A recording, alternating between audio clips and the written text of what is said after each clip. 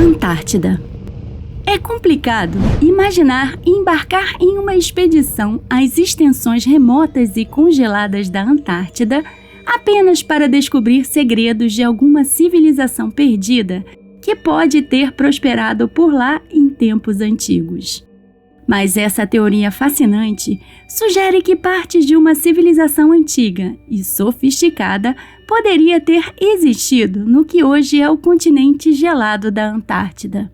Essa ideia está ligada a uma hipótese de que a Antártida nem sempre esteve coberta de gelo, mas poderia ter desfrutado de um clima mais temperado há muito tempo, tornando-a mais hospitaleira para os seres humanos e para a vida. Lógico que, como todas as outras, essa teoria não é isenta de muitas controvérsias. Será que isso aconteceu mesmo? Essa deve ser a primeira pergunta que temos que fazer. De todas as teorias sobre antigas civilizações perdidas, esta é sem dúvida a que recebe mais críticas, pois o conceito de enormes mudanças geográficas ou mudanças climáticas dramáticas é vista pela comunidade científica como altamente especulativa e carente de evidências sólidas. Entretanto, para seus defensores, essa teoria se aprofunda e vai muito além do que apenas a geografia. Ela explora o mundo global, mitos, lendas e textos religiosos, interpretando-os como potenciais pistas para a existência dessa antiga civilização. Para seus defensores, os contos de grandes inundações e cataclismos encontrados nessas histórias não são vistos como ficção, mas como registros de eventos reais que levaram à queda desta sociedade avançada. Hoje, sabemos que a questão de um cataclismo global que aconteceu no final da Era do Gelo já foi confirmado, e a hipótese de que realmente houve um grande desastre com uma inundação realmente aconteceu, e que o provável impacto de um cometa pode ter sido a causa do evento chamado cientificamente de Dryas recente. Então, não é nenhuma loucura teorizar que pode ter sido justamente nesse evento que aconteceu o desaparecimento dessa civilização dos registros históricos e que os seus sobreviventes foram possivelmente se dispersando pelo mundo e espalhando seu conhecimento avançado para outras culturas emergentes. E acreditar que os remanescentes dessa antiga sociedade desempenharam um papel significativo na formação do desenvolvimento de culturas antigas bem conhecidas, como os egípcios e os sumérios, não é um devaneio sem fundamentação. Além disso, se olharmos atentamente, veremos claramente semelhanças na arquitetura, estruturas e alinhamentos astronômicos que acontecem em diferentes sítios antigos e que são citados como evidência de uma origem compartilhada de conhecimento, e que sugere que essas civilizações antigas podem ter herdado técnicas arquitetônicas avançadas, percepções astronômicas e possivelmente outras tecnologias e sabedorias perdidas de seus predecessores. Então, imagine um mundo onde uma civilização avançada floresceu dezenas de milhares de anos atrás, muito antes dos sumérios da Mesopotâmia marcarem o que nós consideramos o alvorecer da civilização há cerca de 6.000 anos. Essa afirmação ousada desafia a linha do tempo convencional da história e sugere que essa sofisticada sociedade existiu antes e durante a última era glacial, apresentando um quebra-cabeça significativo para as narrativas históricas tradicionais, que normalmente veem sociedades complexas como desenvolvimentos relativamente recentes. Göbekli Tepe parece provar que existe uma mudança no jogo e que muito em breve será necessário reconsiderar toda a nossa sequência de conclusões para os sítios megalíticos ao redor do mundo, porque todas essas construções antigas não são apenas monumentos de pedra, mas testemunhos de um conhecimento avançado de arquitetura, engenharia e astronomia. Os alinhamentos astronômicos precisos dessas estruturas, como o alinhamento das grandes pirâmides com o cinturão de Órion, ou os solstícios e os equinócios em Stonehenge, sublinham uma compreensão sofisticada dos céus, e essa perícia sugere que as pessoas que construíram esses monumentos tinham uma compreensão profunda dos corpos celestes, estações e ciclos.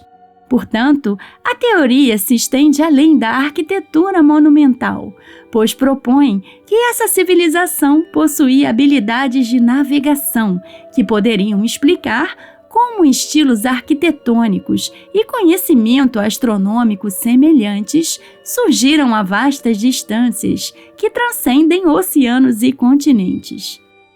Além disso, em uma viagem de volta no tempo, você descobriria que a Antártida era muito diferente do continente remoto que conhecemos hoje. Há 90 milhões de anos atrás, a Antártida era uma floresta tropical. Temos amostras de núcleo para provar. Isso não é controverso. Esse período fascinante revela um passado em que a Antártida não estava envolta em gelo, mas estava repleta de vida. O clima global era substancialmente mais quente, permitindo que o continente suportasse uma realidade muito distante do deserto congelado que temos agora. Por tudo isso, as extensões geladas da Antártida têm sido uma fonte de fascínio e mistério, não apenas para cientistas e exploradores, mas também para aqueles que buscam vestígios dessa antiga civilização. Quando se trata da Antártida, a impressão que temos é que parece estar havendo algo errado por lá. Alguma atividade secreta que queremos muito descobrir. Segredos e encobrimentos que estão escondendo a sua superfície congelada.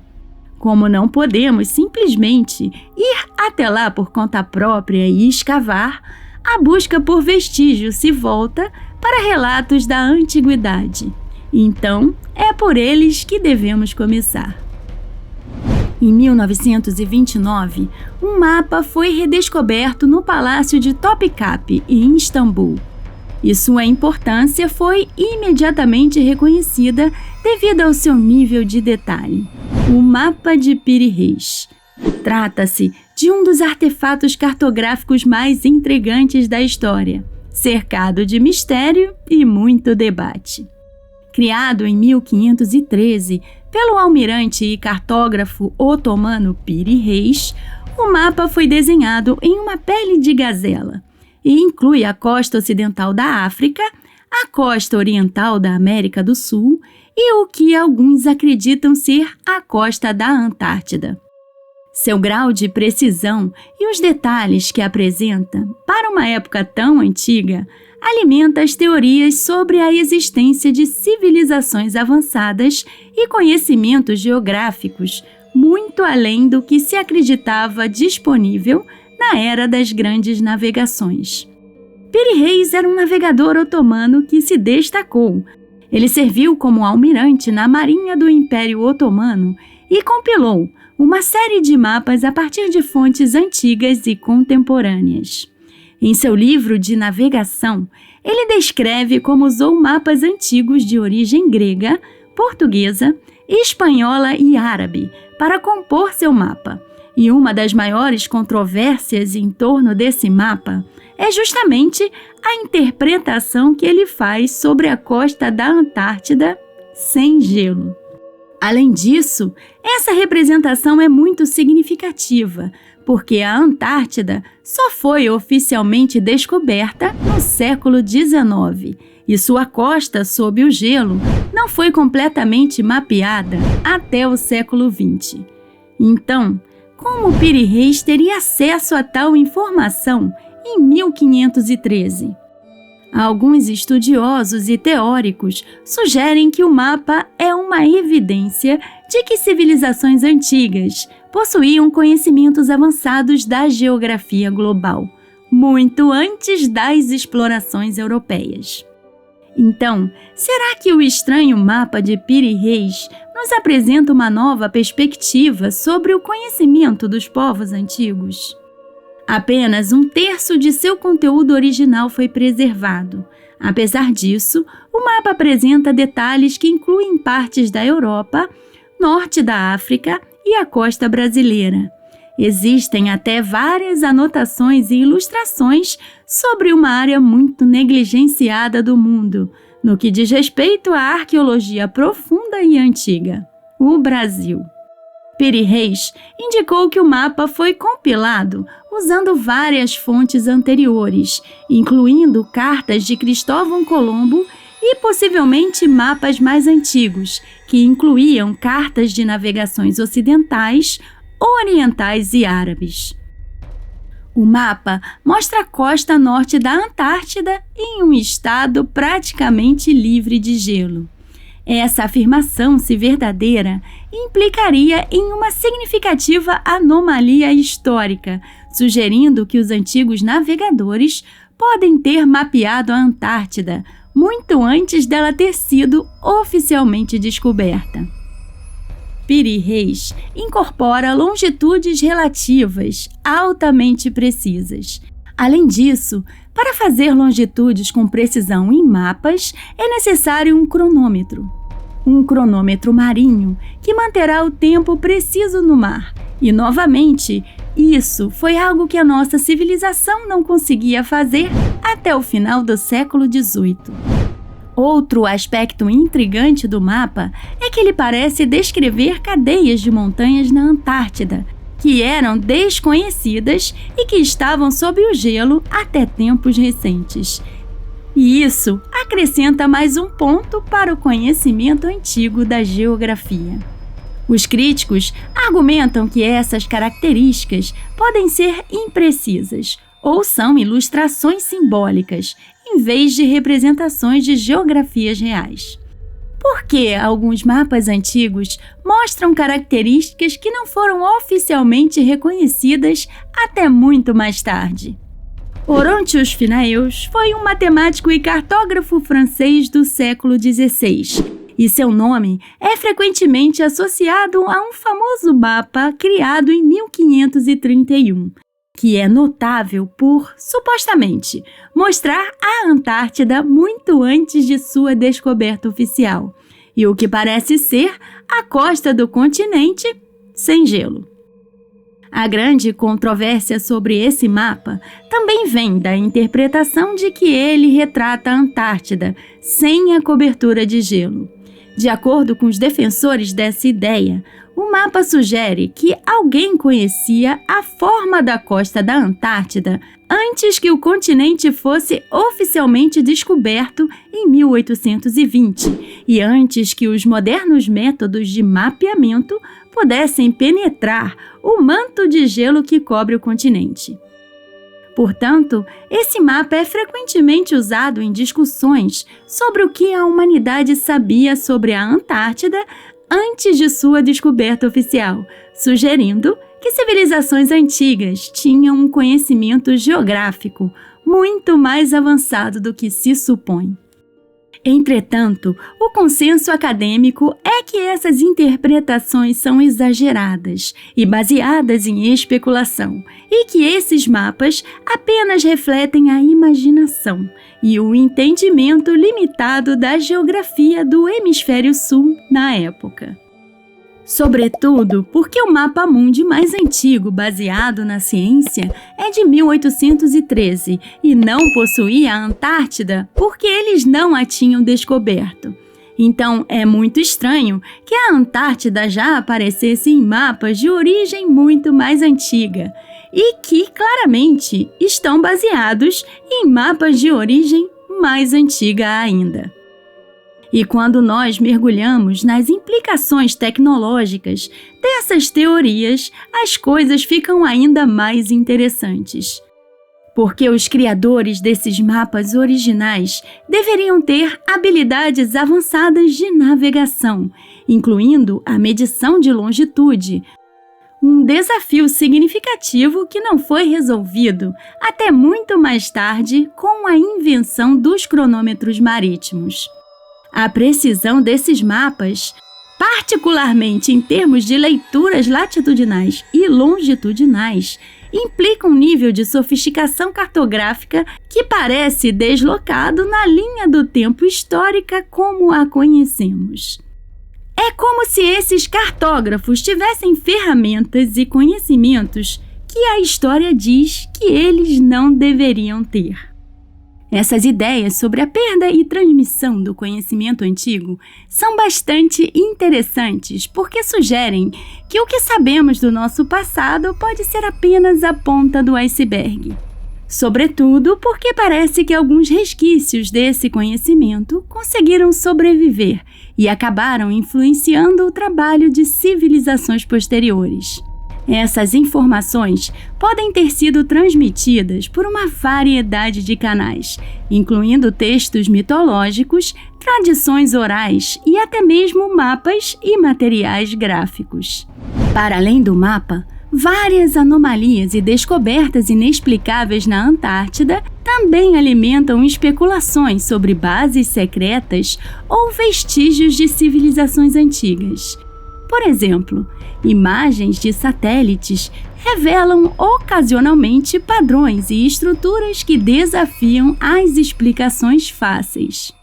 Em 2007, uma imagem muito suspeita apareceu no Google Earth. Parecia a entrada de uma caverna, e ao redor da entrada havia escadas. O seu entorno estava descolorido como se máquinas ou equipamentos estivessem entrando e saindo. A abertura tinha mais de 70 metros de largura. Poucos meses depois que a imagem foi divulgada, ela simplesmente desapareceu do Google Earth e, por volta de 2019 ou 2020, a entrada da caverna simplesmente havia novamente aparecido. Mas dessa vez não se parecia mais com uma entrada. O interessante é que a imagem mais antiga possuía uma resolução muito maior do que a nova, o que novamente levantou o debate. Outras imagens estranhas foram vistas no Google Earth ao longo dos anos, como essa que parece ser um rosto, e essa que parece ser uma nave espacial que caiu. Existem tantas histórias, rumores e lendas sobre a Antártida que é impossível cobrir todas elas em um vídeo. Mas temos alguns fatos históricos interessantes. Em 17 de dezembro de 1938, a expedição Nova Suábia partiu de Hamburgo em direção à Antártica a bordo de um cargueiro capaz de lançar aviões. A expedição tinha 33 membros, além da tripulação do navio, composta por 24 pessoas. Em janeiro de 1939, o navio chegou a uma área que já havia sido reclamada pela Noruega. Mesmo assim, ela ignorou o fato e iniciou o mapeamento daquela região. Nas semanas seguintes, foram feitos 15 voos pelos 2 aviões do navio, em uma área de 600 mil quilômetros quadrados, de onde foram tiradas mais de 11 mil fotografias aéreas.